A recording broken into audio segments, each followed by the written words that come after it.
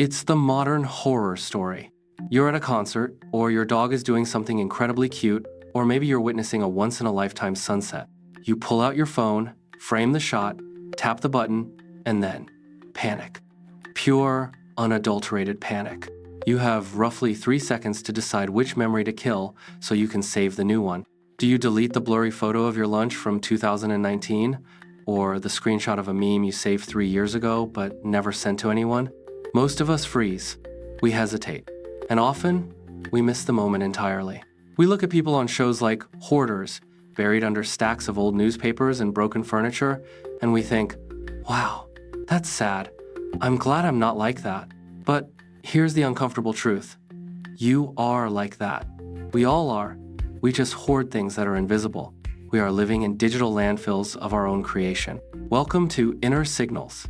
Today, we're not talking about organizing your files. We're talking about why you are psychologically incapable of hitting the delete button. Let's look at the data. A recent study suggests that the average American has over 2,000 photos on their phone. But ask yourself honestly, how many of those have you looked at in the last 6 months? 50? Maybe 100? The rest is what psychologists are starting to call digital clutter. It's the 15 nearly identical shots of the same group selfie where only the angle of your chin changes by a millimeter. It's the watch later playlist on YouTube that has 400 videos you will absolutely never watch. It's the 56 tabs open on your mobile Chrome browser right now. If this were physical trash, if every screenshot you took was a piece of paper, you wouldn't be able to open your front door. But because it's trapped behind a glass screen, we tell ourselves it doesn't take up space. But it does. It takes up mental space. This is what researchers call digital hoarding. And unlike physical hoarding, which is often about trauma, digital hoarding is driven by something much more subtle: identity preservation. In 1988, a consumer behavior theorist named Russell Belk proposed a concept called the extended self. The idea is simple. Our possessions aren't just things, they are extensions of who we are. Back then, your extended self was your car, your clothes, maybe your vinyl collection. Today, it's your data. When you try to delete that old, low-quality video of a concert you barely remember, your brain doesn't register it as deleting a file. It registers it as deleting a piece of me. We have outsourced our memory to Silicon Valley. We don't remember phone numbers. Our contacts list does. We don't remember holidays. Our camera roll does. So, the fear isn't about losing data. The fear is about amnesia. We keep that email from a job rejection 5 years ago, or a text thread with an ex-partner we haven't spoken to in a decade. Why? Because deleting it feels like admitting that part of our life never happened. We hoard data to prove we existed. Then, there is the second villain in this story, something I like to call the fantasy of the future self. Let's talk about your bookmarks folder, or your Pinterest boards, or that folder on your desktop labeled Inspiration. You have screenshots of recipes for vegan lasagna. You have never made vegan lasagna. You don't even like vegan lasagna. You have bookmarked articles about how to learn Python in 30 days. Why do we keep these? We keep them because they represent the person we want to be, not the person we are. Deleting that Python tutorial means admitting to yourself, I am never going to learn to code. And that hurts. That's a mini death of a dream. So we hoard the file. Because as long as the file is there, the potential is there. It's a safety blanket for our aspirations. It's just in case anxiety masked as productivity. But there's a more practical, biological reason why your phone is a graveyard. It's called decision fatigue.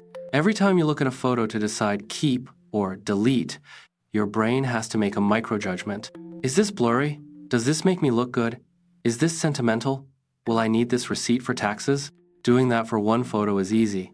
Doing it for 5,000 photos? That is cognitive marathon running. The tech giants know this. Apple, Google, Dropbox, they know that human laziness is stronger than human organization. It is infinitely easier to pay Apple $2.99 a month for more iCloud storage than it is to spend 4 hours cleaning your gallery. We are paying rent for our digital trash because the mental cost of decision-making is too high. We choose the path of least resistance. Hoard everything. So, what is the cost? If storage is cheap, why does it matter? It matters because of the paradox of choice. When you have 10,000 photos, you look at none of them. The sheer volume creates a wall of noise. You can't find the photo of your grandmother because it's buried under 400 screenshots of Twitter arguments and memes. This creates a low-level background anxiety, a subtle feeling of being overwhelmed, of being behind, of being unorganized. It's a digital weight that you carry in your pocket every single day. So, how do we fix this? I'm not going to tell you to KonMari your hard drive today. That's unrealistic. But I want you to try a psychological shift. It's called the burning house protocol. Imagine your digital life is a physical house, and it's on fire. You can only grab one hard drive. You can only save 100 photos. Which ones do you grab? The blurry sunset? No. The screenshot of the weather app from 2022? Definitely not. You grab the photos of the people you love, the moments that actually felt something. Start small. Stop the bleed. Stop treating screenshots as a save button. Treat them as sticky notes. Use them once, then throw them away. The one good shot rule. When you take a photo, don't take 20, take 3. Delete the bad 2 immediately. Be ruthless in the moment so you don't have to be ruthless later. Your memories are in your head, not just on your server. Don't let your past consume so much space that there's no room left for your present. If you found this analysis helpful, maybe, just maybe, you don't need to bookmark this video for later. You can just subscribe to Inner Signals, and we'll be here when you're ready.